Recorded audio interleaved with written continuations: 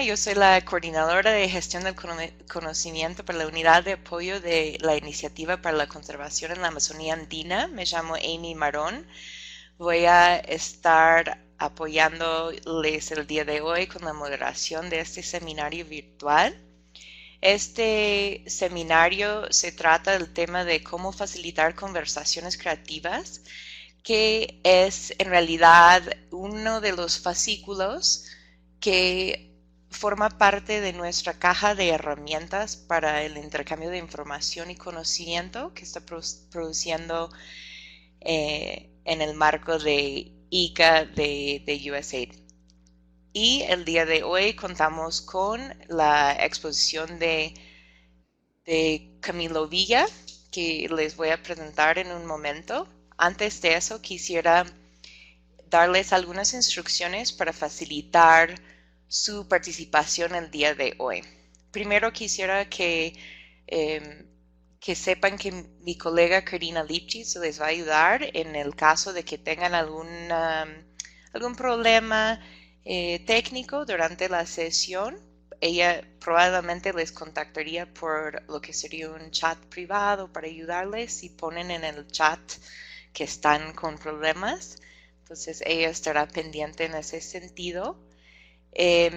Solamente algunas instrucciones que podrían facilitar en general su participación. Es posible que en algún momento pausa el audio y se retoma, generalmente desde el punto donde dejaron de escuchar. En ese sentido, si se retoma, generalmente se regula y ya está todo bien. En el caso de que no se retoma el audio, lo que podríamos sugerir es que salgan completamente de la sala y entran nuevamente vía el enlace que les enviamos por correo hace un ratito. También quisiera indicarles que siempre es mejor esta conexión vía una conexión de cable, ya que una conexión inalámbrica es menos estable. Y para las personas que están participando, no vamos a abrir micrófonos para todas las personas, sino únicamente para Camilo, y Karina y yo tenemos micrófonos que se pueden abrir, ya que quisiéramos asegurar la calidad del sonido que tienen durante la reunión. Por lo tanto, vamos a estar muy pendientes al chat, donde ya muchos de ustedes están escribiendo, y vamos a pedir que pongan sus preguntas y comentarios concisos y todo en este espacio para que podamos ir recogiendo durante la presentación de Camilo. Y para que sepan la dinámica, Camilo va a presentar y al final de su presentación vamos a tener una sesión de preguntas y respuestas. Así que podrían hacernos llegar sus preguntas en el momento que se las surgen para que vayamos recogiendo en la marcha todas esas ideas. Entonces, sin otra instrucción, voy a presentarles con Camilo para que sepan a quién van a estar escuchando el día de hoy. Bueno, Camilo Villa desde hace casi 30 años se ha dedicado a apoyar y estudiar procesos de desarrollo y su relación con la cultura. En esa exploración, la docencia y la investigación han formado parte de su agenda. En esta última década ha centrado su esfuerzo en torno a los procesos de aprendizaje y a la gestión del conocimiento, combinando su formación en antropología con su pasión por las herramientas virtuales. Las ha incorporado a distintos proyectos de investigación y consultoría. Actualmente radicado en Bogotá, está impulsando su propio emprendimiento Tribus y Nómadas, una empresa dedicada a apoyar el proceso de aprendizaje y colaboración. Sin otro, les presento con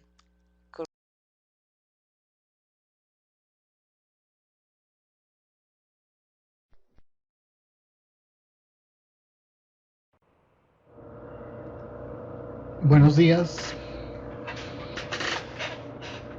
Bueno, es muy grato estar de nuevo en este espacio para compartir lo que estamos co-creando con Amy y Karina y su equipo para ofrecerle a la región amazónica y a otros países de habla hispana un conjunto de herramientas, a mi modo de ver, muy importantes y que llenan un vacío en la región, sobre todo en el mundo de habla hispana, para acompañar procesos de aprendizaje, de colaboración, de co-creación, de trabajo bajo otra lógica, más colaborativo, más enfocado al intercambio de conocimientos y a la generación conjunta de procesos. Como les dijo Amy, esta cartilla se centra en el tema de las conversaciones creativas. Voy a hablar unos 50 minutos más o menos, deteniéndome en algunos detalles de la cartilla, compartiendo algunos elementos adicionales, quizás complementando con algunas historias. La cartilla la pueden descargar en el enlace de la página del programa ICA. Eh, los temas que vamos a tratar entonces, primero una introducción de qué es lo que estamos hablando, cuáles son las condiciones para aplicar esto, cuándo sí y cuándo no hacer uso de esta herramienta, y luego me adentraré en los aspectos ya de la planificación, de cómo preparar los detalles eh, para poner en práctica una conversación creativa y, y la ejecución misma, la vivencia misma de la conversación creativa. Diferenciamos estas conversaciones de otras muchas formas por ser unas conversaciones en las cuales hay un foco principal, hay un propósito claramente definido.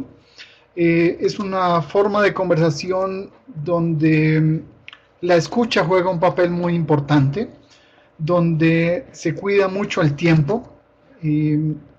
Estamos hablando en este caso, en esta cartilla particular, de conversaciones de tipo presencial. Hay una primera cartilla de esta caja de herramientas que se centra fundamentalmente en dar guías de cómo hacer este tipo de interacciones por canales virtuales. Por supuesto, ambas pueden ser combinadas, pero esta en particular se centra en experiencias de tipo presencial.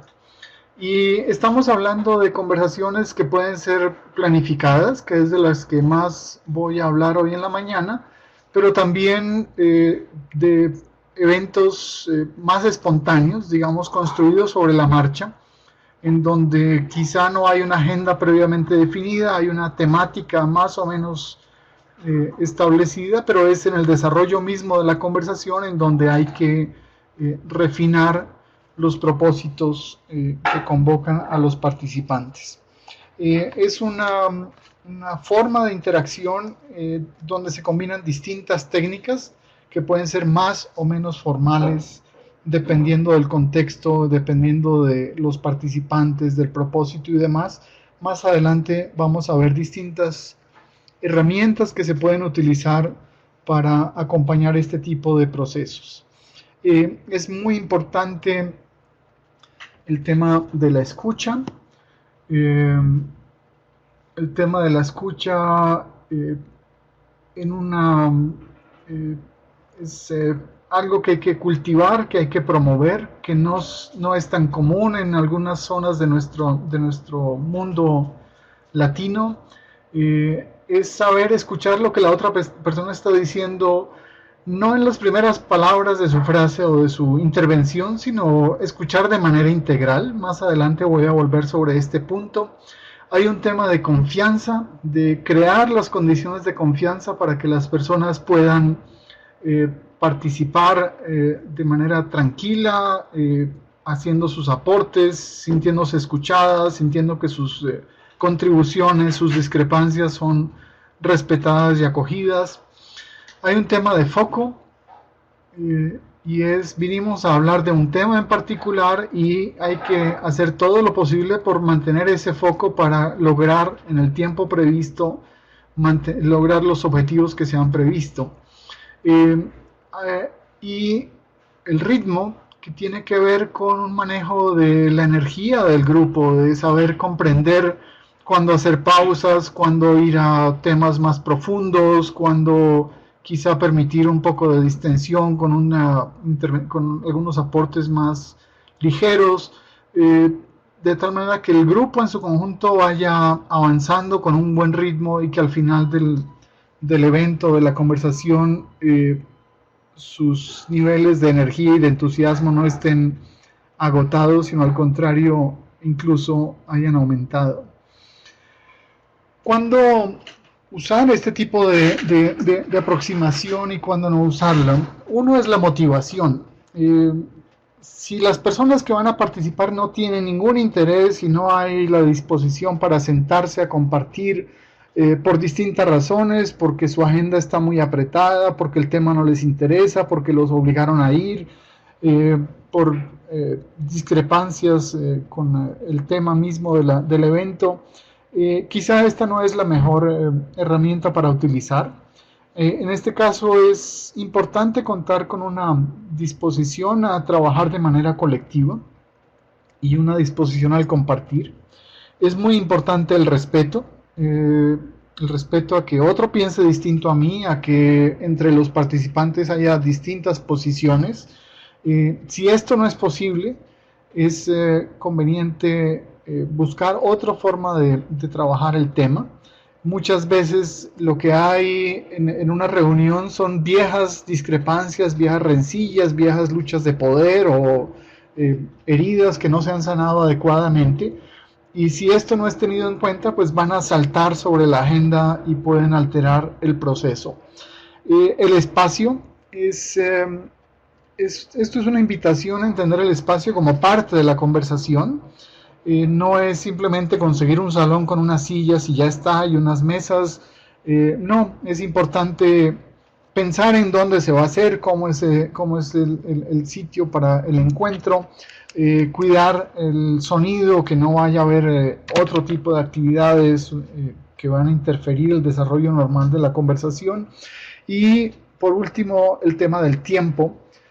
Si se está buscando abordar una temática muy compleja, pues es importante prever un tiempo acorde con esto. Si por el contrario es una rápida evaluación de un evento o de una actividad, quizás se requiera menos tiempo, pero es importante tener el tiempo adecuado de acuerdo con lo que se quiere lograr.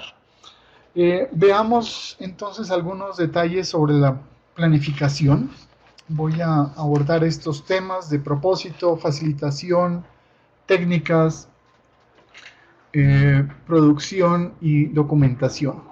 Con respecto al propósito, es muy importante definir cuál es el foco, a qué se está convocando a las personas, para qué vinieron a la reunión, cuál es el sentido de que estén allí sentados invirtiendo su tiempo y aportando sus ideas. Ahí es posible predefinir esto. Si uno está organizando un evento grande, un taller con muchas personas en el marco de un proyecto para definir una metodología o para definir un cronograma de trabajo, para definir una estrategia, se puede con anticipación definir que ese será el foco de la conversación y por lo tanto habrá una agenda, una guía de trabajo que se ha configurado desde antes, pero también puede suceder que sobre la marcha se haga la construcción del propósito. Por ejemplo, en el día de ayer fui invitado a apoyar un proyecto de la OIM, la Organización Internacional de las Migraciones, quien nos pidió apoyo para definir algo con respecto a un programa que tienen con víctimas. Y en la invitación que nos hicieron a acompañarles en la facilitación, recibimos mensajes cruzados, digamos, entre ellos no era claro qué era lo que querían, lo cual hizo difícil definir con anticipación una agenda de cómo se iba a abordar la temática. Entonces lo primero que se hizo fue preguntarles, ya con todos allí, más o menos a qué fue que vinieron, qué es lo que ustedes esperan de esta reunión. Y al hablar unos y otros se hizo evidente que entre ellos mismos no era claro lo que se quería lograr, y entonces se invirtieron unos 20, 30 minutos en escuchar las distintas posiciones, y ya cuando todas las posiciones habían sido compartidas, para mí fue posible en un tablero graficar los distintos elementos y hacer evidente cuál podría ser el propósito de la reunión, y en ese momento se logró un consenso, y de ahí en adelante la conversación fluyó con una temática que se derivó de lo que puse en el tablero. Eso sería un ejemplo de una conversación donde el propósito es co-creado sobre la marcha misma, para asegurar que se logra lo que se quiere alcanzar con la reunión. Hacer evidente el foco, ese propósito, es muy importante, porque es el hilo conductor, es la columna vertebral de todas las actividades que se van a realizar, y es también el mecanismo que se tiene para eventualmente llamar al orden, llamar al cauce la conversación si se ha desviado por algún rumbo que no está aportando al logro de lo que se ha propuesto. El tema del tiempo es muy importante,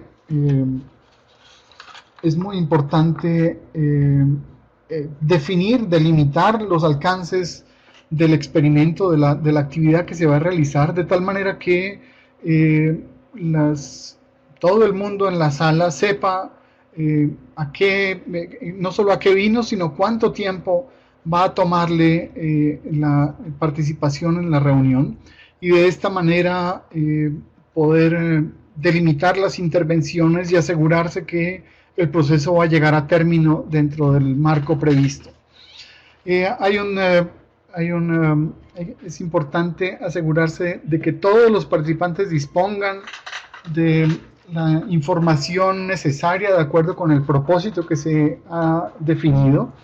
Si se va a trabajar en el desarrollo de una estrategia para un proyecto, todos los asistentes deben tener una idea básica de qué proyecto es, cuáles son los alcances, los actores involucrados y demás, para que efectivamente puedan hacer sus contribuciones.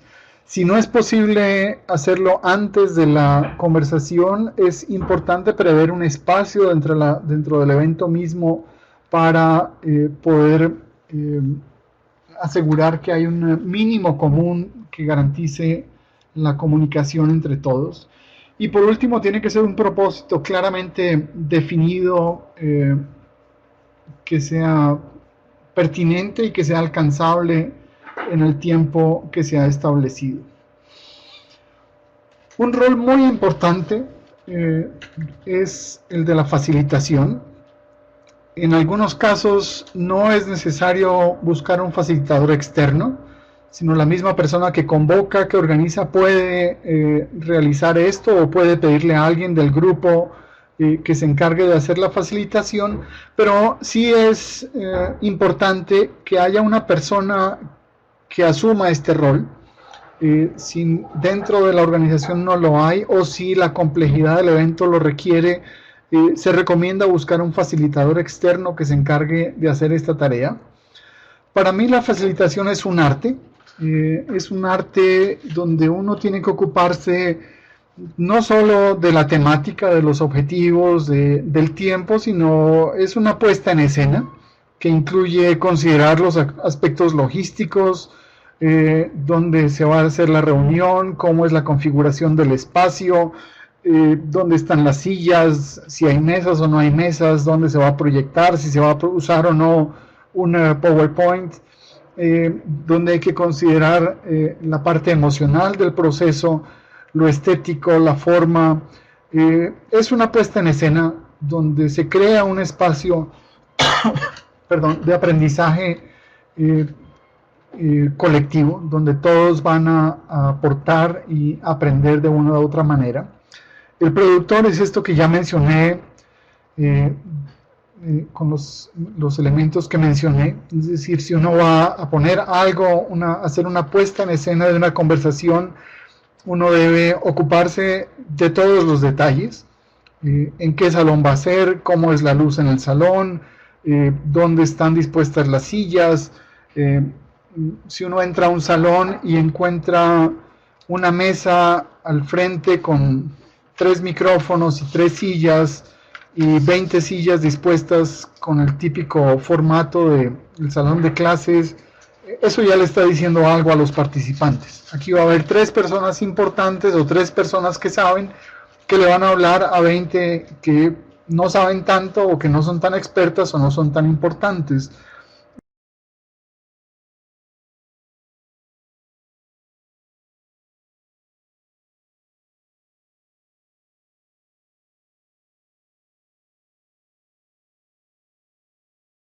Es muy distinto si se entra al salón y se encuentran 5 mesas distribuidas aleatoriamente por el salón con 6 sillas alrededor de cada una de ellas, o se entra al salón y se encuentran 23 sillas dispuestas en un círculo que ocupan todo el salón.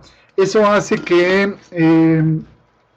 desde la configuración misma del sitio de la conversación ya se está marcando el tono de la misma, ya se le está diciendo a todos los participantes de qué va el asunto, cómo es que vamos a interactuar. El facilitador también es alguien que tiene que desarrollar unas habilidades importantes de escucha. Quizá no es alguien que va a estar permanentemente participando, que no va a estar aportando en la temática. De hecho, incluso muchas veces sucede que el facilitador no tiene nada que ver con la temática de la conversación, sino al contrario, es alguien de fuera que cumple con ese rol, pero debe tener una capacidad importante de escucha para poder captar las diferentes posiciones, para identificar los puntos álgidos, las tendencias, los argumentos más sobresalientes o que tienen más fuerza en el grupo. La observación tiene que ver con que no todo lo que sucede es hablado, no todo lo que pasa en una conversación tiene que ver con la palabra. La actitud de los cuerpos, que la gente esté sacando su teléfono para chatear, que estén bostezando, que estén moviéndose mucho en las sillas, que se hagan señales unos a otros. Todo esto es información, son datos que le están diciendo al facilitador cómo va el proceso. Si es necesario un receso, si es necesario recoger algún punto de discrepancia que tiene incómodo a la gente, si es importante hacer un alto para sanar una discusión entre algunos de los participantes. En fin, la observación como una herramienta importante a desarrollar en el rol del facilitador. La imparcialidad, que sé muy bien que es un concepto bastante discutible, si es que la imparcialidad existe, pero el rol del facilitador definitivamente no debe asociarse con algún grupo, algún sector de los participantes. Si hay una discrepancia importante en torno a un punto, el facilitador debe evitar al máximo colocarse a favor o en contra de alguna de las posiciones. Por el contrario, debe buscar jugar un rol de mediador, de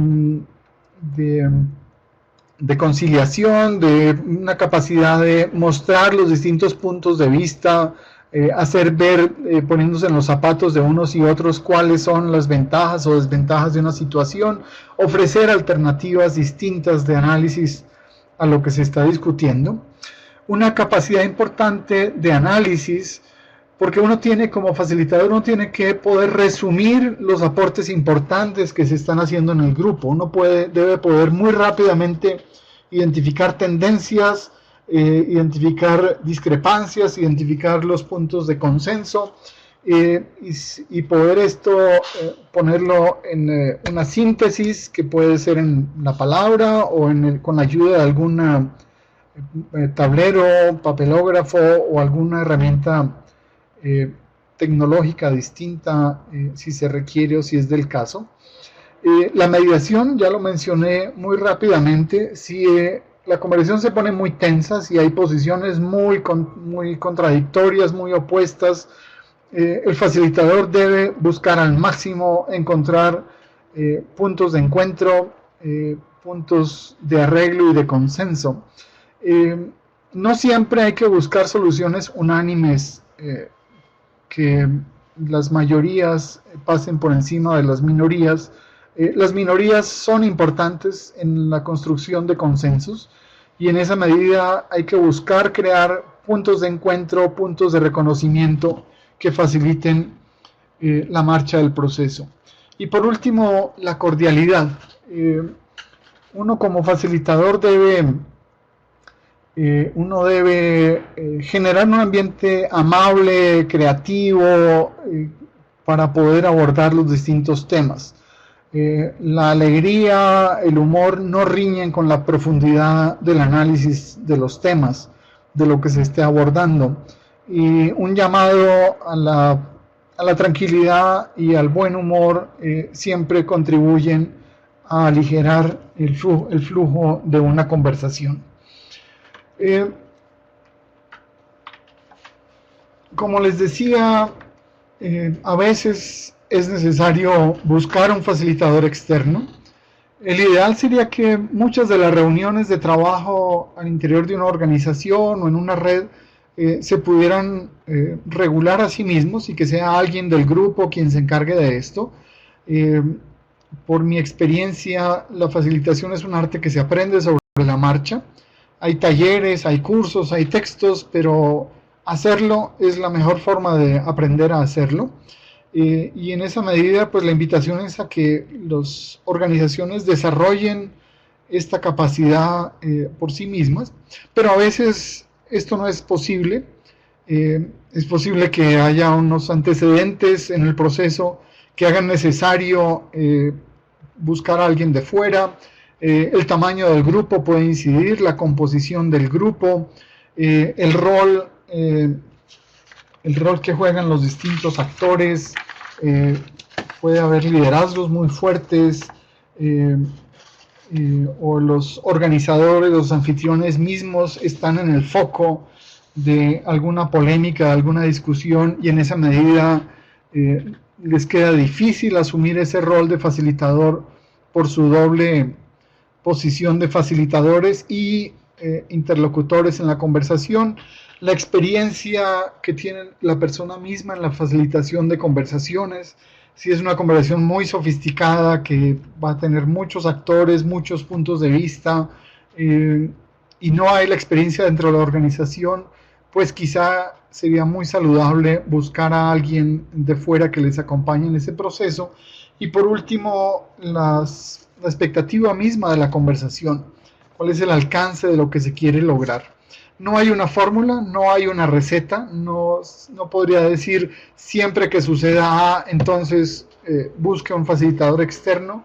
Es el mismo contexto el que va a indicar los beneficios de hacer o no una facilitación externa. Veamos entonces algunas técnicas. Si uno tiene ya definido un propósito, si uno ha identificado cómo será la facilitación, hay un conjunto de técnicas que pueden acompañar al desarrollo de una conversación de una forma más o menos estructurada. Para esta cartilla hemos mencionado 5 de ellas. Estas 5 no agotan todas las posibilidades, sino son simplemente opciones que planteamos, que tienen distintas ventajas y limitaciones y que pueden ser aplicadas de distinta manera. Voy a mencionar muy rápidamente cada una de ellas, no voy a detenerme en detalle a mencionar cómo funciona, cómo opera, etcétera, etcétera, pero sí ofrecerles una panorámica de cada una de ellas para poder decidir, para poder que ustedes puedan tener elementos para decidir cuál de ellas es la que mejor se ajusta. El Café Mundial fue creado hace algunos años por alguien que estuvo en un evento internacional, algún congreso o seminario, y a su regreso a casa, este hombre se puso a reflexionar sobre lo que había aprendido en el evento. Y se dio cuenta que los aportes más importantes, las conversaciones más enriquecedoras, no habían sucedido en las presentaciones magistrales de los expertos, sino en los recesos. Fue a la hora del café en que se pudo encontrar con colegas, conocer nuevas personas, intercambiar ideas, y de allí partió la idea de generar una metodología distinta que permitiera una interacción de otra naturaleza para realizar estas conversaciones. El Café Mundial, resumido, es una técnica en la que, para poner un ejemplo de 100 personas que se van a reunir a trabajar sobre una temática, uno organiza unas 12 mesas dispuestas en el salón de manera aleatoria. En cada mesa, sobre cada mesa uno forra cada mesa con papel. Sobre cada mesa se colocan colores, marcadores, crayolas, plastilina, en fin, elementos que inviten a la creatividad. Y los participantes se sientan alrededor de cada una de estas mesas. Cada mesa designa un anfitrión y se le propone a todo el grupo, a todos los asistentes, que conversen sobre una primera pregunta. Es decir, todas las mesas van a hablar en simultáneo sobre la misma temática. Toda la persona que participe, que aporte algo, debe escribirlo sobre la mesa. La idea es que este papel que se colocó hace las veces de mantel. Muchos de ustedes seguramente recordarán esas conversaciones deliciosas que suceden de sobremesa en un café, en un restaurante, en donde uno coge una servilleta o coge el individual y sobre esto uno raya y coloca ideas, y ahí al calor de un café uno resuelve un problema. Bueno, pues la idea aquí es la misma. En torno a esta mesa, con estos colores, se va creando, se va pintando, se va rayando, se colocan los aportes de unos y otros. No es una cartelera bonita para exponer luego, sino es un mantel sobre el que todos escriben. Pasado un tiempo de conversación de este primer tema, el facilitador hace alguna señal y todos los de la mesa, menos el anfitrión, cambian de mesa de manera aleatoria, buscando nuevas caras. En la nueva mesa a lo que llegan los participantes, el anfitrión acoge a los recién llegados y les explica qué sucedió en la ronda anterior. Para eso se apoya en el mantel. Este gráfico quiere decir esto, este diagrama aquello otro, esta cita se refiere a tal o cual elemento. Actualiza a los recién llegados. Luego el facilitador plantea una segunda pregunta y todos dialogan en torno a esto, y se puede repetir esta dinámica con tres o cuatro rondas. ¿Qué tantas preguntas se hagan? Depende de la complejidad del tema, depende del tiempo del que se disponga, y qué tantas mesas y qué tanta gente se coloca en cada mesa depende de la aritmética del grupo. El ideal es tener 6 personas alrededor de cada mesa. A veces son 5, a veces son 7, a veces son 8, pero más de 8 ya hace difícil que todo el mundo participe alrededor de una mesa. Un elemento importante aquí es que uno siempre se va a encontrar con personas que consideran que este tipo de dinámicas no son serias, que ellos son muy importantes para esto, que no les interesa interactuar en esto. Como facilitador uno debe respetar esto y no entrar en polémicas al respecto. Si la persona no quiere involucrarse y quiere hacerse a un lado, quiere quedarse en la mesa con su computador, está bien. Mi experiencia es que tarde o temprano la creatividad, la energía, el entusiasmo mismo de las conversaciones hacen que todo el mundo se sume a la conversación. Entonces, este Café Mundial, ahí en la cartilla están las páginas web con información de esto. El Círculo de la Palabra es una herencia más bien de comunidades, diría de América, pero supongo que está presente en muchas otras. Es un grupo que se sienta en círculo para conversar sobre una temática en particular. No hay una agenda muy definida, es un flujo más bien muy libre para compartir. Se puede usar de dos maneras. Se plantea una pregunta y en orden se va respondiendo, digamos, todos hacia la izquierda, habla la primera persona a la izquierda y luego el segundo, el tercero, el cuarto. Si alguien no tiene nada que decir, le cede el turno a la siguiente persona. Esta es una forma de hacerlo en la que uno puede asegurarse que todo el mundo participa y permite un mejor manejo del tiempo, pero igual uno puede lanzar la pregunta y dejarlo abierto al que quiera opinar, al que quiera participar. Esta segunda forma permite unas interacciones más cruzadas, si se quiere, porque alguien del frente interviene y responde a alguien que está a mi izquierda y luego alguien que está a mi derecha y luego el que está al frente vuelve y opina. Puede ser muy enriquecedor, pero requiere algo que ya mencioné y que es muy importante, y es la escucha. Quienes estén en el círculo tienen que aprender a escuchar todo lo que los otros están diciendo y esperar a su momento para hablar, siendo capaces de recoger lo que las otras personas han ido aportando en el proceso. En la cultura latina, es posible que en otras también, pero en la latina, que es en la que me muevo más, el tema de la escucha es bastante difícil. Somos muy pasionales, nos dejamos llevar muy rápidamente por las emociones, y eso hace muchas veces que las conversaciones sean difíciles. Les voy a poner un ejemplo en un tema que, por lo menos en Colombia, es bastante álgido. Espero no ofender a nadie aquí en la audiencia, que es la figura del difunto presidente Chávez en Venezuela.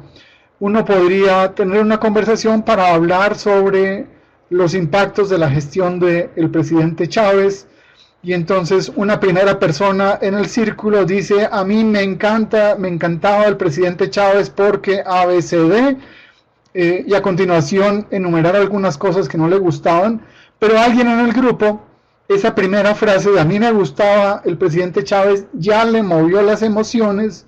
El presidente Chávez no le gustaba para nada, lo consideraba una persona que estaba conduciendo ese país en una dirección equivocada, y entonces esta persona que está tocada en lo emocional no sabe escuchar el final de la intervención del que empezó hablando, que a lo mejor al final la persona fue muy crítica de la gestión del presidente Chávez, y entonces la reacción emocional de esta otra persona va a ser cuestionando lo que esta otra persona dijo, así hayan pasado 10 o 15 minutos entre la intervención del uno y el otro. Es decir, entre el primero y el segundo y esta otra persona intervinieron 5 personas más, pero el otro estaba tan tocado en sus emociones que no fue capaz de escuchar de manera completa lo que dijo el primero ni lo que dijeron las otras 5. El rol del facilitador aquí es siempre llamar a la escucha. Es decir, por favor, escuche atentamente lo que todos están diciendo, tome notas, elabore y medite bien su aporte antes de realizar su intervención. Esta técnica puede ser muy beneficiosa para analizar elementos a profundidad, y la puedo recomendar cuando el tiempo no es una mayor limitante. Es decir, cuando claramente uno le puede dedicar 1 hora, 2 horas a trabajar en torno a una temática para analizar las causas, para analizar posibles escenarios o para aclarar y resolver situaciones de tensión o de conflicto. La tercera técnica que menciono es la de espacio abierto. Esta es una técnica en la que básicamente no hay una agenda detallada definida. Son los participantes los que proponen cuáles son los temas que quieren abordar. La persona que quiere proponer algo pasa al frente, explica: yo quisiera trabajar sobre el tema A y quisiera abordarlo desde tal o cual perspectiva, y luego otra persona viene, pasa al frente y hace una propuesta similar, y entre todos se configura una agenda. Previamente los organizadores han definido espacios de trabajo en grupo y unas franjas de tiempo, de tal manera que uno puede tener 5 salones que van a trabajar en paralelo en franjas de 40 minutos y tener 2 franjas. Y entonces en la primera parte del evento 10 personas pasan y proponen unos temas, y esas 10 personas se van a trabajar en 2 bloques de 5, y cada persona en la audiencia decide a qué grupo va. Habrá gente que esté todo el tiempo en un grupo, habrá gente que cambie de grupo, habrá gente que no quiera estar en ningún grupo. Quien propuso el tema facilita la conversación en el espacio que le corresponde y debe asegurarse de que se tomen notas y de que al final sea posible llevar a una plenaria lo que se cosechó en las conversaciones de cada uno de los grupos. Esta es una técnica que muchas veces genera mucho miedo a las personas que quieren agendas muy definidas. Cuando me contratan para organizar eventos grandes, donde la gente quisiera tener una agenda detallada, minuto a minuto de qué va a pasar, yo les dice, no, hagamos un espacio abierto. En general hay resistencia, en general hay miedo a esto, pero es tremendamente efectivo como técnica muy efectiva para capturar aportes de los participantes, los asistentes, ver perspectivas que de otra manera no se veían, generar grupos de trabajo que continúen desarrollando iniciativas más allá del evento. El ORID es una creación, un desarrollo de una organización que trabaja en este tema de facilitación y de conversaciones. La sigla ORID tiene que ver con objetivo, de cuál es el propósito. Las siglas están marcando los momentos de la conversación. Uno es el objetivo. Luego de hacer una introducción, se clarifica con los participantes cuál es el propósito que convoca a la conversación. La noción de reflexivo es abrir el espacio para que las emociones salgan. Si alguien está molesto porque el tráfico lo retardó y las cosas no salieron como querían, o está molesto porque ayer un colega tomó una decisión que lo afecta, si hay emociones importantes en las personas, se hizo abuelo hace 3 días y está muy feliz por esa situación, si esa válvula de la emocional no se abre, tarde o temprano va a reventar en la conversación. Entonces lo que plantea el ORID es de entrada a ver cómo se sienten, cómo están hoy para esta conversación. ¿Están contentos? ¿Están tristes? Digamos, liberemos la válvula de lo emocional para después pasar a lo interpretativo, que es ya analicemos la situación que nos convoca. Veamos los distintos puntos de vista, los antecedentes, los posibles desarrollos, etcétera, etcétera. Y la D viene por la palabra decisión. Es decir, nos propusimos algo en el objetivo, liberamos nuestras emociones y finalmente, luego del análisis, se toman decisiones que conducen a la acción. Perdón un momento.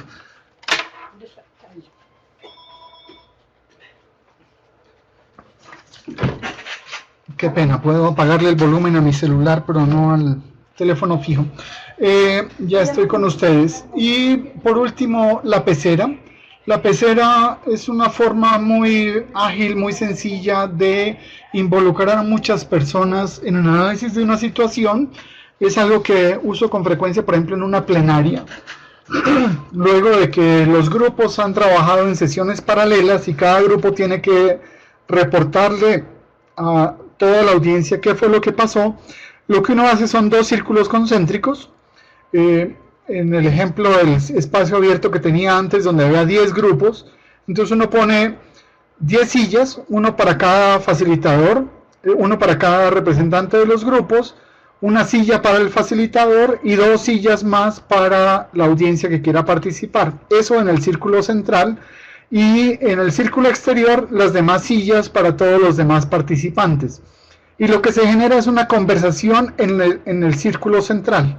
Los 10 ponentes o los 10 representantes de los grupos exponen los resultados y van conversando, y el facilitador anima la conversación, va preguntando los logros de un grupo, lo del otro.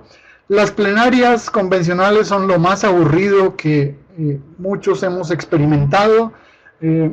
Por lo general la gente no escucha en las plenarias, están cansados y se convierten en un desfile de personas que pasan al frente a leer unas conclusiones en las que muy pocos interactúan. En la pecera, por el contrario, el formato mismo hace que el círculo exterior esté muy atento a lo que está pasando en el centro, en la conversación del centro. Y cuando alguien de la audiencia quiere aportar algo, quiere preguntar algo o está en desacuerdo, pasa al centro y se sienta en una de las dos sillas vacías que se dejaron para ese propósito, y luego los que están en el centro contestan, y cuando ya termina de hacer su intervención regresa al círculo exterior, o si alguien de fuera quiere intervenir y las dos sillas están ocupadas, muy amablemente coloca sobre el hombro de uno de estas dos personas, coloca su mano para invitarlo a que se retire. Solamente pueden hablar las personas que están sentadas en el círculo central. En la cartilla hay una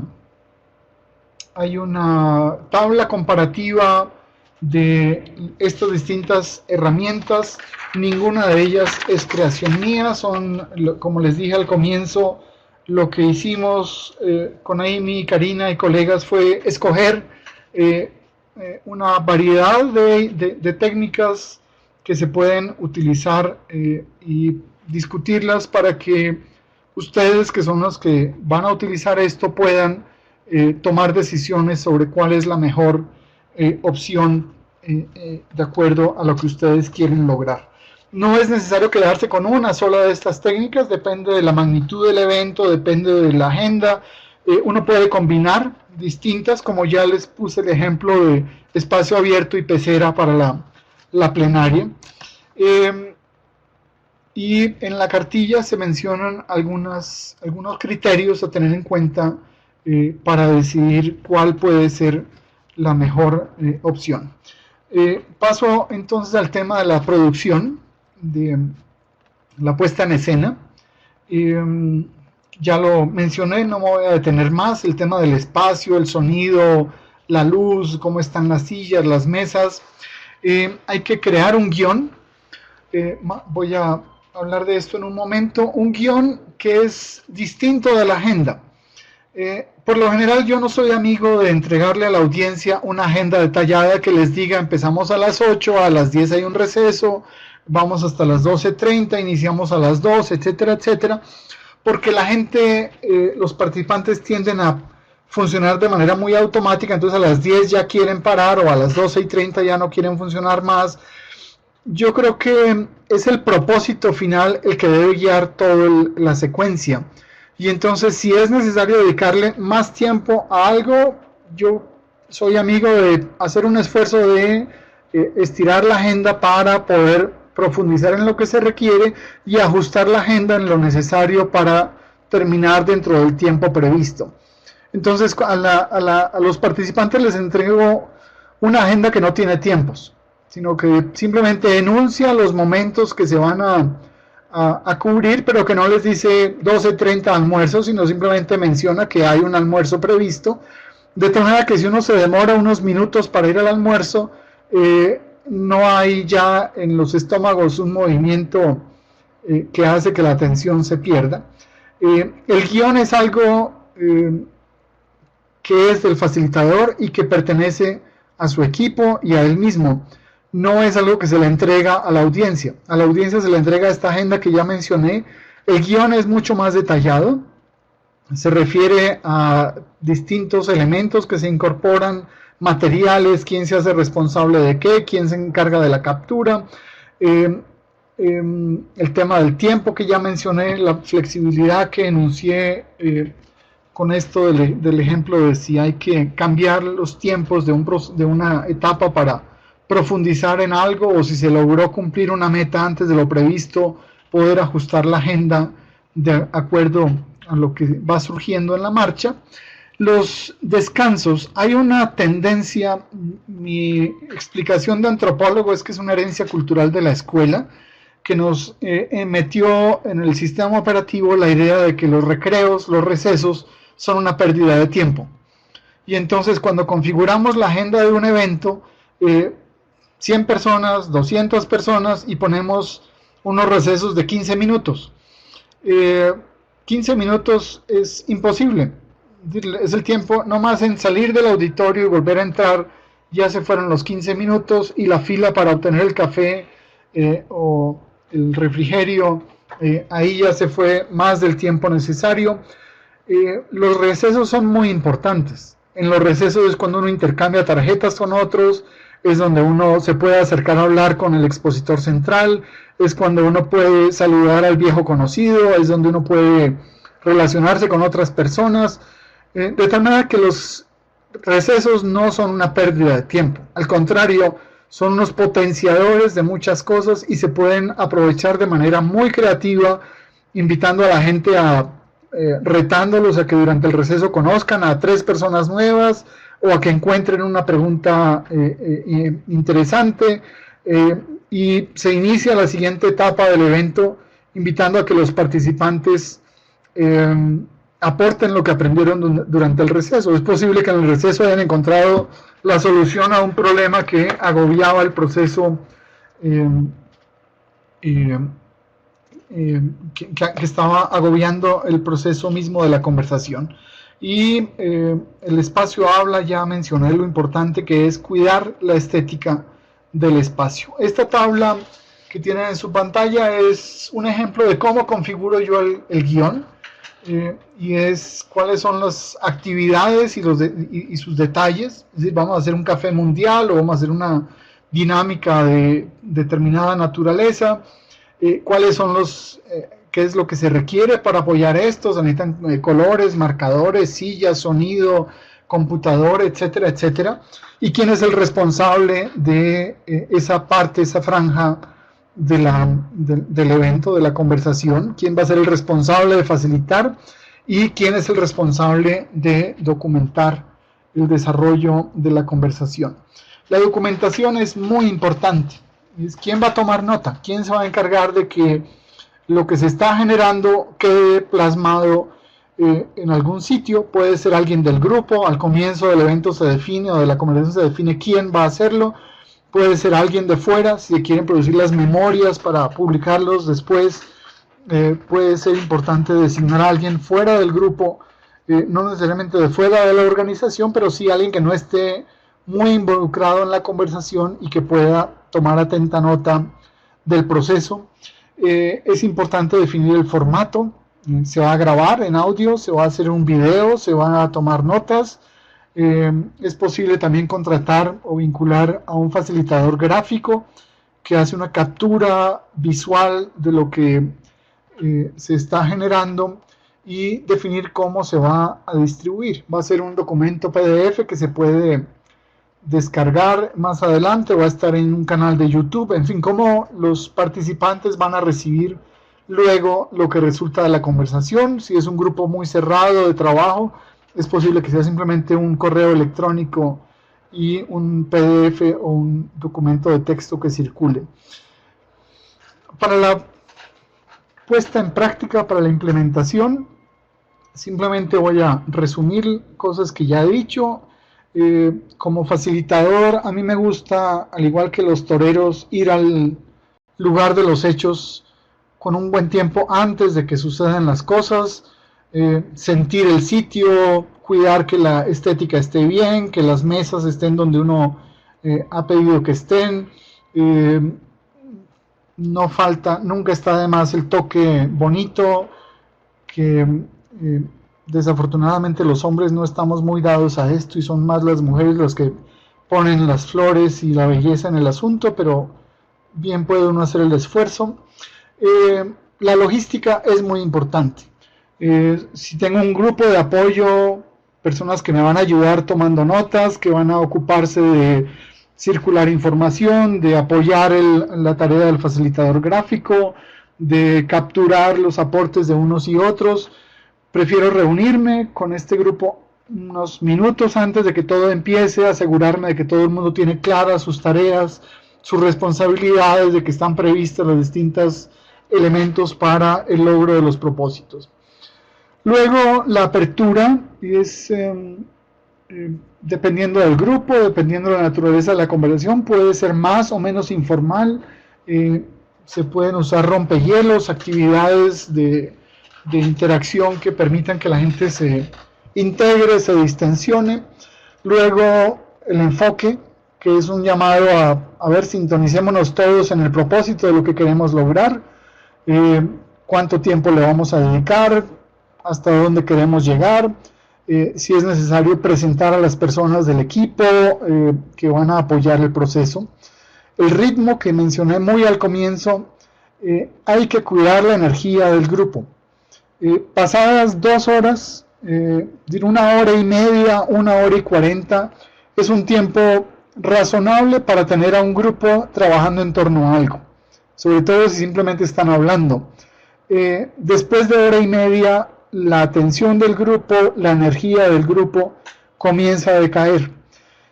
Si en el lapso de 1 hora y media, 2 horas, uno hace un alto, no necesariamente para un receso e ir a tomar café, sino simplemente un alto, vamos a pararnos, a estirar el cuerpo un poco o a cambiar la distribución del espacio, es decir, crear un corte. Esto ya hace que la gente se refresque y se reconecte. Si uno espera demasiado, después de 2 horas ya los perdimos. Ya la posibilidad de recuperar la atención de la gente es muy difícil. Por más apretada que sea la agenda, por más urgente que sea llegar a lograr algo, no agoten la energía del grupo. Si pasaron las 2 horas, como ya le dije, perdimos a la audiencia. Por más café que les den, por más receso que les den, difícilmente van a recuperar la capacidad de aporte y de concentración. Cuiden la energía del grupo, cuiden su atención. Es mejor hacer una pausa y asegurar que la energía va a mantenerse y que se van a lograr los propósitos. La captura, que ya lo mencioné, si es del caso, hacer un resumen al final de la conversación de los puntos centrales. Si hay un facilitador gráfico alrededor, puede ser un ejercicio interesante hacer una visita al gráfico que esta persona ha generado. Se puede invitar a que durante el receso la gente vaya a las carteleras, a los dibujos y opine. Y finalmente un cierre, agradeciendo los aportes, recogiendo los logros, los acuerdos y destacando los puntos que siguen en el proceso. Es decir, qué va a suceder después de esta conversación conforme a lo acordado en la conversación misma, o en un marco más general del desarrollo de un proyecto, recordar cuáles son las etapas.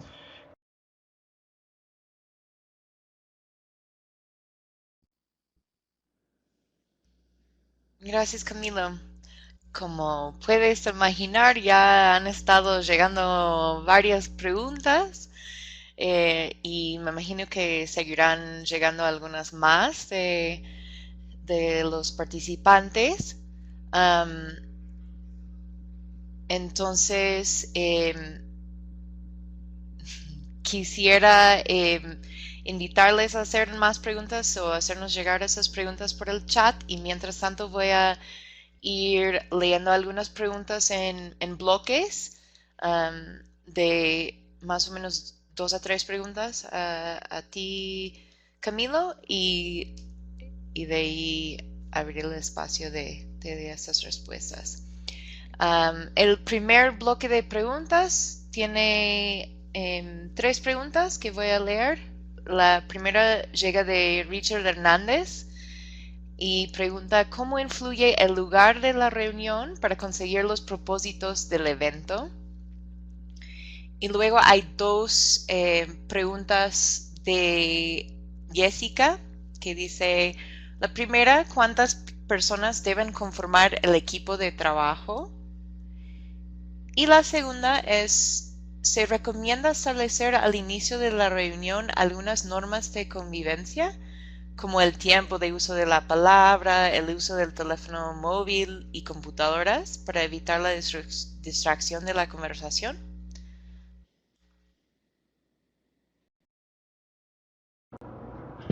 Bueno, muchas gracias. Del lugar, sí, yo creo que el lugar influye mucho en el desarrollo de una conversación. Un salón cerrado, sin ventanas, sin ventilación, con sillas arrumadas en una esquina, genera una atmósfera de trabajo muy distinta a un lugar que tiene una ventana, donde todo está puesto de manera armoniosa, donde no hay sillas arrumadas. Si las sillas están arrumadas, se cuida de cubrirlas de alguna manera, una cortina, una tela, de tal manera que el espacio genere una atmósfera creativa, amigable de conversación. Reunir 10 personas en un cubículo apretado para debatir sobre el impacto de un proyecto puede no ser lo más conveniente. Y en ese sentido, cuidar el espacio, escoger el buen espacio es fundamental. De nuevo, no hay reglas. Uno no puede a priori decidir que un espacio cerrado es bueno o malo. ¿Es bueno o malo para qué? ¿En qué contexto? ¿Y cómo puede uno mejorar las condiciones de iluminación, creando algún decorado que lo hagan mucho más amable? El número de personas en el equipo depende igualmente del tamaño del grupo en general, de los participantes. Por ejemplo, en un evento que facilité no hace mucho, donde eran unas 120 personas y que se hizo una actividad de café mundial, yo tenía en el equipo, había una persona que hacía las labores de facilitación gráfica. Había 4 personas que apoyaron el proceso de captura, sobre todo para facilitar la tarea del facilitador gráfico, y estaba encargado de producir las memorias de todo el evento, para lo cual tenía 2 personas que se turnaron en tomar notas y sistematizar todo en un solo documento. Pero no hay una regla, no hay una fórmula para decir que por cada 30 participantes se requieren 3 o 2. Depende qué se quiere lograr, si se van a hacer videos, si simplemente se va a hacer la captura por escrito. Depende de la técnica que se va a utilizar. Es necesario tener un equipo más o menos amplio. Depende de la técnica que se adopte para el desarrollo de lo mismo. Este equipo muchas veces puede ser alguien mismo de la misma organización que asuma las tareas de acompañamiento y que van a ayudar en lo logístico, en la toma de notas, en distribuir información y demás. Los protocolos sí, sin duda son muy importantes.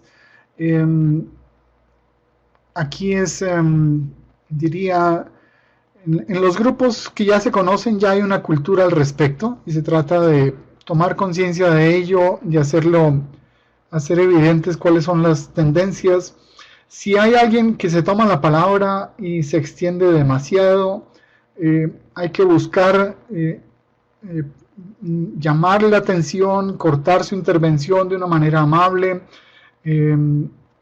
si se puede de manera directa, decirle, oye, gracias, queremos mantenernos en la agenda, pero hay personas muy importantes o con un ego bastante grande a los cuales es difícil cortarles la palabra, quitarles el micrófono y decirles ya, por favor, para aquí. En ese caso hay que recurrir a métodos un poco creativos. Generalmente generar alguna distracción sirve mucho. Es decir, que suene un celular, que alguien mueva una puerta, digamos, cortar la intervención de una manera creativa pero amable. Puede ayudar a que la persona corte su intervención. A veces alguien hace una intervención que aparentemente está completamente fuera de foco. Es decir, trae un tema que uno dice, pero ¿esto qué tiene que ver aquí? Y resulta que a la larga es una intervención que genera una conversación muy rica, que enriquece el proceso, que le aporta una perspectiva diferente y que puede contribuir a ver el proceso de otra manera. Es la intuición, es la experiencia la que le permiten a uno saber hasta dónde permitir que estos temas raros, o estos aportes aparentemente exóticos, jueguen un papel importante. Por lo general yo prefiero dejar que avance un poco, y si veo que no está aportando al proceso general, hago un llamado al orden para volver al proceso, al foco principal. Depende de la dinámica, depende de la técnica. Es importante definir cuáles son esos protocolos. No es lo mismo el protocolo de un café mundial que de un espacio abierto o de un círculo de la palabra, por mencionar esos tres, pero en cada caso hay unas reglas básicas propias de la técnica que se están usando, que es importante socializar con todo el mundo.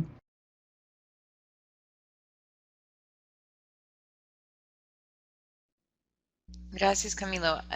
Voy a leer de 4 preguntas que tienen un tema, un hilo similar.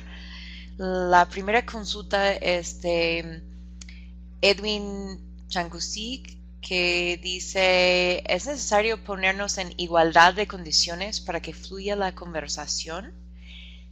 Y después Javier Yepes pregunta: en algunas reuniones personas invitadas con intereses particulares tratan de adueñarse del evento, a veces agresivamente, sin dar oído a los facilitadores. ¿Qué actitud debemos asumir en estos casos?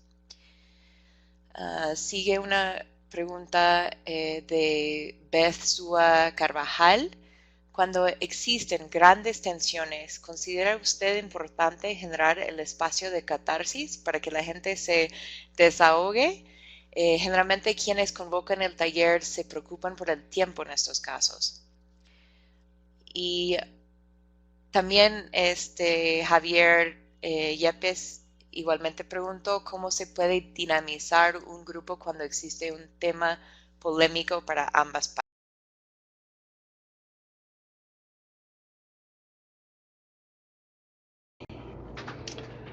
Bueno, lo de igualdad de condiciones para que haya un buen flujo es muy relativo, porque es posible que en el grupo uno tenga a alguien que ocupa una posición muy importante, es decir, es el alcalde de una municipalidad, o es un secretario del despacho, o un político, o un académico con muchos títulos, y esta persona por alguna razón tiene una posición destacada en el conjunto de los participantes.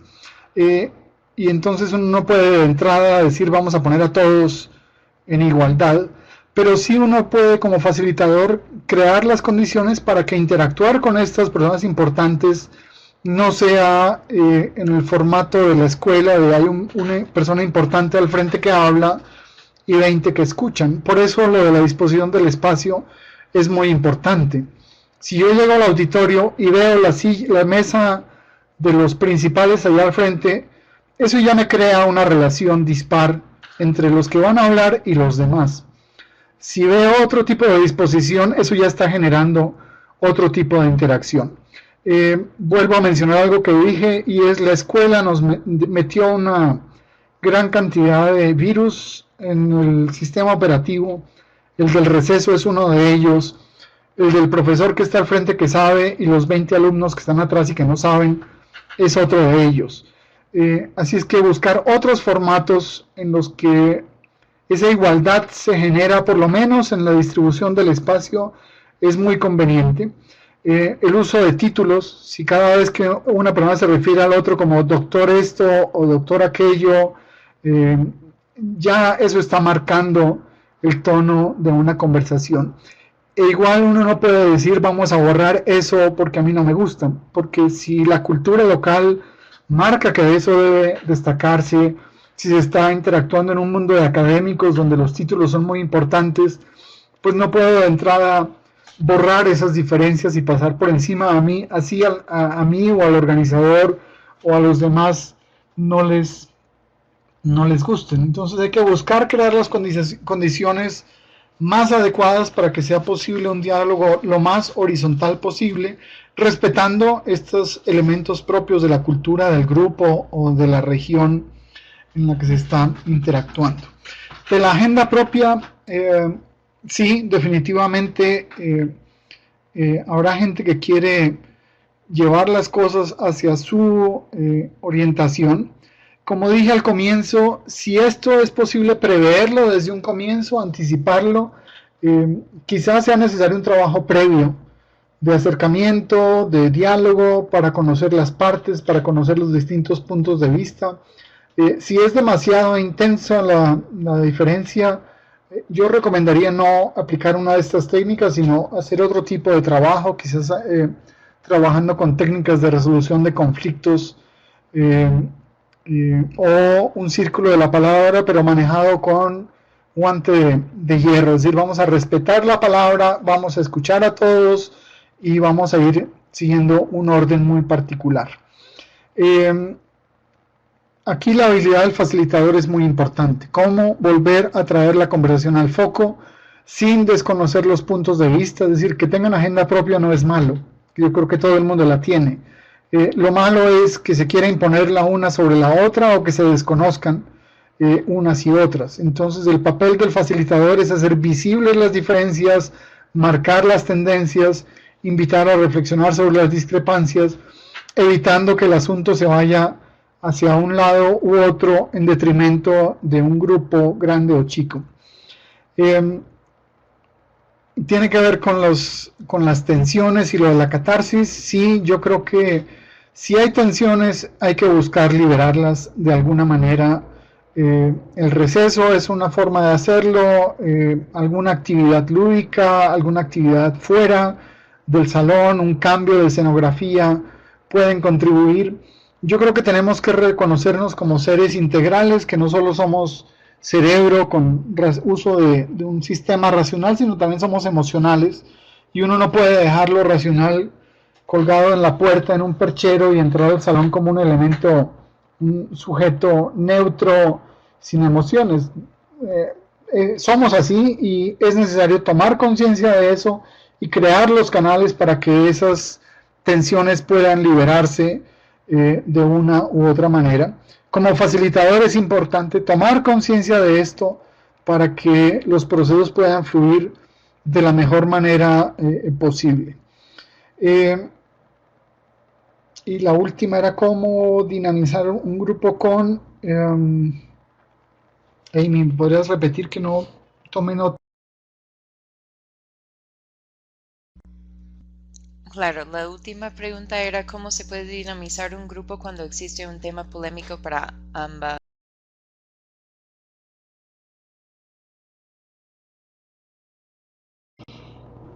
Tiene que ver, diría, en lo posible hay que anticiparlo en el diseño de la agenda y en la selección de las técnicas que se van a trabajar.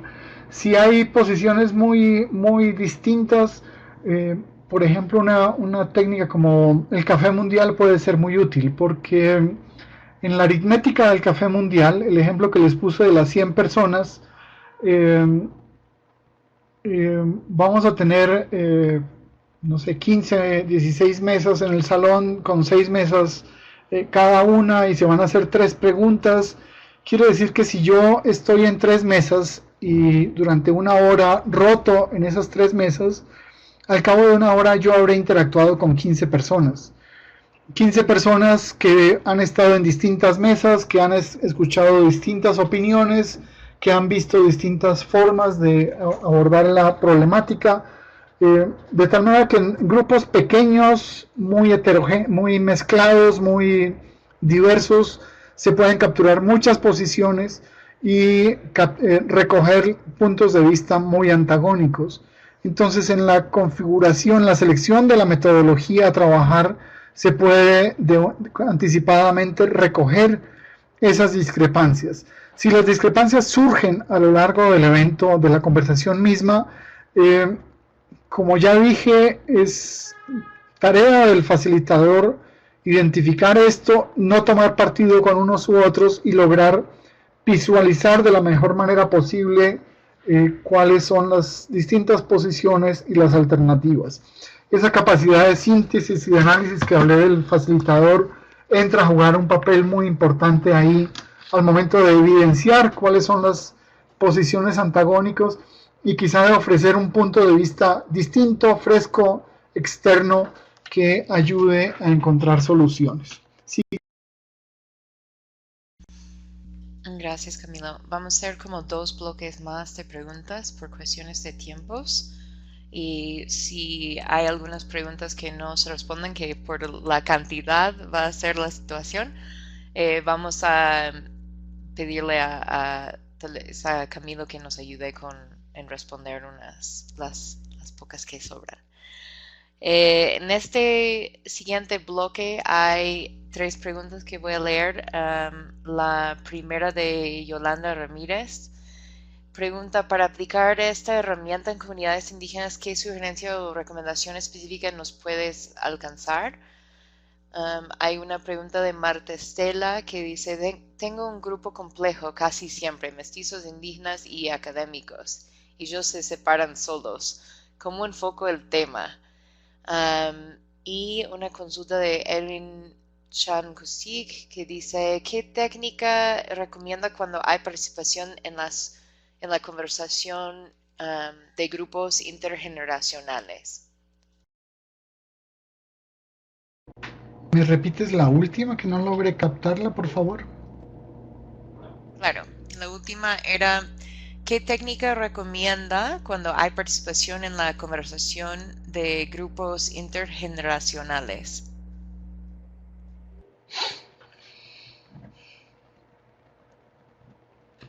Lindas preguntas, gracias. Con lo indígena, las tradiciones americanas son tradiciones que no son tradiciones escritas. La cultura escrita es un aporte de los europeos al mundo americano. Y a veces se nos olvida que eso no escrito está presente de todas maneras en nuestra historia, en nuestras memorias.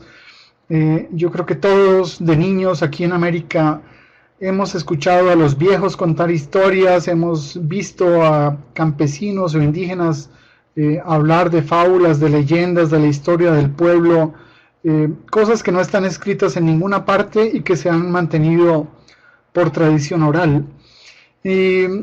Mi experiencia es que con este tipo con estas culturas, con personas que vienen de otras culturas, ellos se conectan mucho más rápidamente a un formato que no es parte del mundo de la escritura, de la lectura. Es decir, el formato convencional de la ponencia, con el experto ahí al frente, con diapositivas que por lo general son leídas. Esto les cuesta mucho más trabajo que estas técnicas en las que hay más interacción, donde incluso uno puede agregarle otros elementos de trabajo con elementos artísticos, de colores, de arcilla, de plastilina. Se conectan mucho más rápidamente con estas formas no escritas de interacción y más propias de la oralidad americana. No lo mencioné aquí, pero uno puede usar el teatro, uno puede trabajar con arcilla. Digamos, cuando les dije que escogimos unas técnicas para la cartilla, mencioné estas, pero hay muchas más en donde uno puede involucrar a las personas conectándolas desde otro ángulo distinto al de la racionalidad occidental. Así es que definitivamente sí, este tipo de aproximaciones pueden ser mucho más efectivas con culturas que vienen de otra tradición y otra forma de relacionarse. Como les decía, el círculo de la palabra es una herencia de estos pueblos americanos. En una comunidad de estas se pueden pasar la noche entera alrededor del fuego hablando de un tema en particular, donde los ancianos comparten sus conocimientos sobre algo y donde se analiza una situación en particular, en un manejo del tiempo que no tiene nada que ver con la lógica occidental, eficientista, enfocada a la productividad en la que nosotros nos movemos. con lo de las diferencias importantes de grupos, si hay diferencias de edades, yo creo que es importante reconocer, darle un reconocimiento importante a los mayores. Eh, Antes a los mayores se les respetaba. El abuelo o el mayor de la comunidad era alguien venerado, era alguien que se respetaba, a quien se le pedía consejo. Nuestra cultura urbana ha convertido a muchos abuelos en un estorbo en los ámbitos domésticos, y entonces aparecen todos estos hogares para ancianos que son los que se ocupan de cuidar al anciano, porque ya no hay tiempo en los espacios domésticos para cuidar al abuelo. Yo creo que si estamos en un evento, una conversación en donde hay personas mayores, simplemente se les puede pedir que a estos mayores se sienten en algún lugar particular, o simplemente pedir que se levanten, o hacer alguna actividad de inducción donde se les honra por ser los mayores. Esto no quiere decir que por ser mayores tienen razón, no quiere decir que por ser los mayores se va a hacer lo que ellos dicen que hay que hacer, pero su experiencia por haber caminado más es importante acogerla, y es importante darles el lugar de respeto que se merecen. Y mostrarle esto a los jóvenes puede ser importante también. Los jóvenes pueden llegar a ser muy impulsivos, el síndrome de la juventud. ¿Quién no ha pasado por los 20, la decena de los 20, en donde uno quiere devorarse al mundo, uno quiere cambiar todo, uno quiere estar en todas partes? Y esa energía es muy importante, es una energía que trae mucha vitalidad. Son personas para las cuales el mundo es chico, pueden darle la vuelta al mundo googleando un rato y consiguiendo becas aquí o allá. Esa energía es muy importante, pero hay que canalizarla y hay que articularla con la energía de los que han recorrido ya un camino y tienen una experiencia. Varias de las técnicas que he mencionado, como el café mundial o el espacio abierto, pueden contribuir a que estos intercambios intergeneracionales puedan tener lugar. Creo que eso era todo. No sé si me olvida algo. No, gracias, Camilo. Voy a leer un último bloque de preguntas. Son 4 preguntas más que voy a poder leer para intentar respetar los tiempos. La primera pregunta es de Fernanda Cantillo.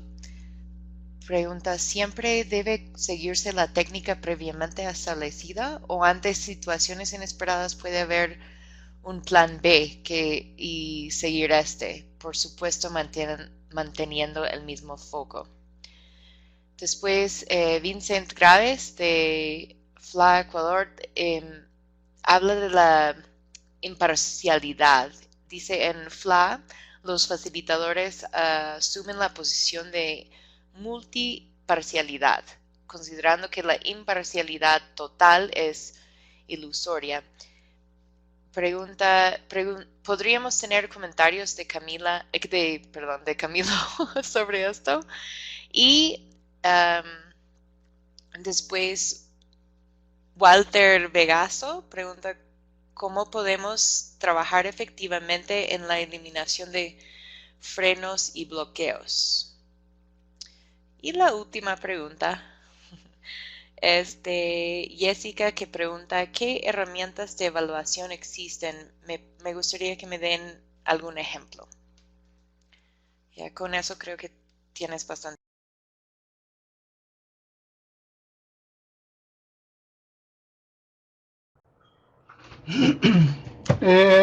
El plan B, sí, siempre hay que tener un plan B, y es parte de lo que mencioné, de saber leer al grupo, de saber sentir el grupo, si algo se resuelve muy rápido o si algo por el contrario toma mucho tiempo. Hay que saber tomar la decisión adecuada en el momento oportuno para corregir y ajustar en lo que se requiera.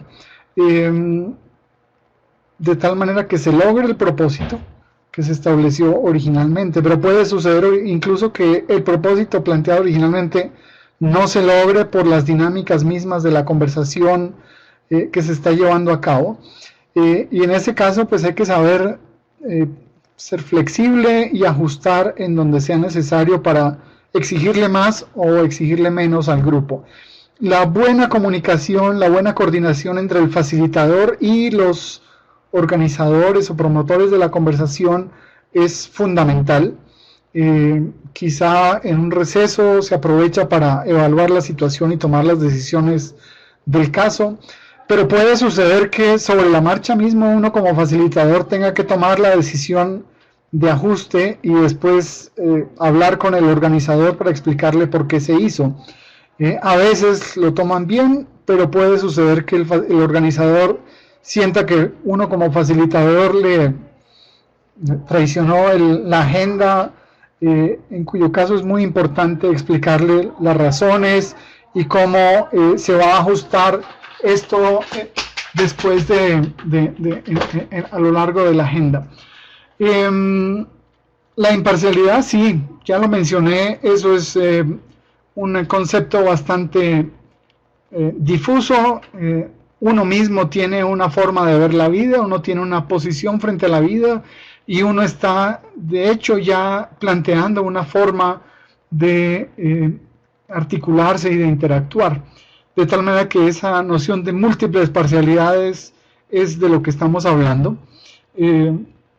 Cuando hablo de imparcialidad es claramente, conscientemente evitar tomar partido por uno de los grupos o de las tendencias que hay si son posiciones demasiado divergentes y contradictorias. De alguna manera uno tiene que reservar para sí mismo como facilitador la posición de juez, de poder zanjar discrepancias, de poder llevar el barco a buen destino en medio de las discrepancias. Y por último, ¿cómo eliminar? Faltan dos, perdón. ¿Cómo eliminar frenos y bloqueos? Uno es el arte de hacer preguntas, saber hacer las buenas preguntas, saber comprender cuál es el trasfondo de lo que una contribución está haciendo y llevar a la persona que por favor profundice en lo que acaba de decir. Por favor, me puede dar un ejemplo, por favor, podría explicar más su contribución. O con nombre propio decirle, bueno, esto que se acaba de decir pensamos que le corresponde a tal persona por favor puedes aportar en esta dirección alguna solución. El receso, ya mencioné que es una herramienta, o actividades extra por fuera de la agenda que pueden contribuir a romper los bloqueos. A veces simplemente con decir, hable con la persona que está sentada a su derecha y defina los tres elementos más importantes de esto, ya genera otra dinámica y lleva a la conversación en otra dirección para recoger de esas mini conversaciones aportes que pueden enriquecer la conversación del conjunto.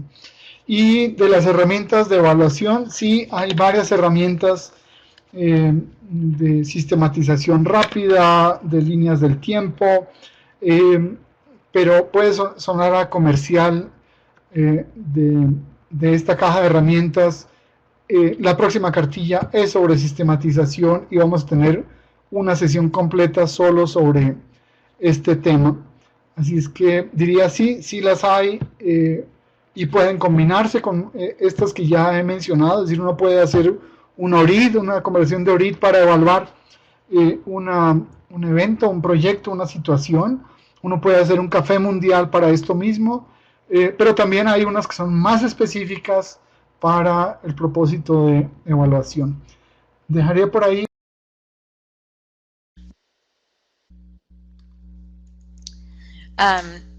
Muchas gracias, Camilo. Como pudiste ver, seguramente había unas preguntas adicionales que no pudimos atender, por lo que voy a enviarte las que no se pudieron responder, a ver si podrías dar algunas respuestas cortas a las mismas para poder compartir con las las personas que participaron el día de hoy.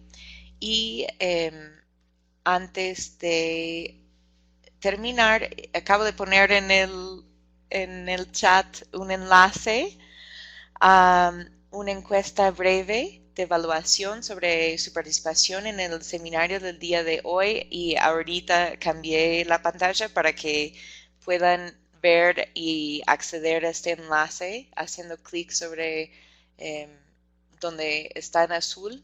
Es un enlace a una encuesta de SurveyMonkey, y van a ver que en la caja debajo de esta pantalla también pueden acceder a los fascículos de la caja de herramientas que estamos produciendo en ICA. El último enlace es a este fascículo número 6 de conversaciones creativas, donde podrán ver información mucho más detallada de lo que estaba presentando Camilo el día de hoy. Así que, sin otro, quisiera agradecer su participación y además su participación muy activa, que fue muy gustoso poder ver todas estas preguntas y comentarios que...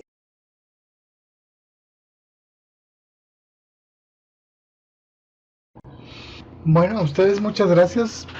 Como siempre fue divertido, enriquecedor. Y aprendo con el simple hecho de que pregunten, ya aprendo y veo las cosas de otra manera. Les deseo que tengan una feliz tarde y pórtense felices.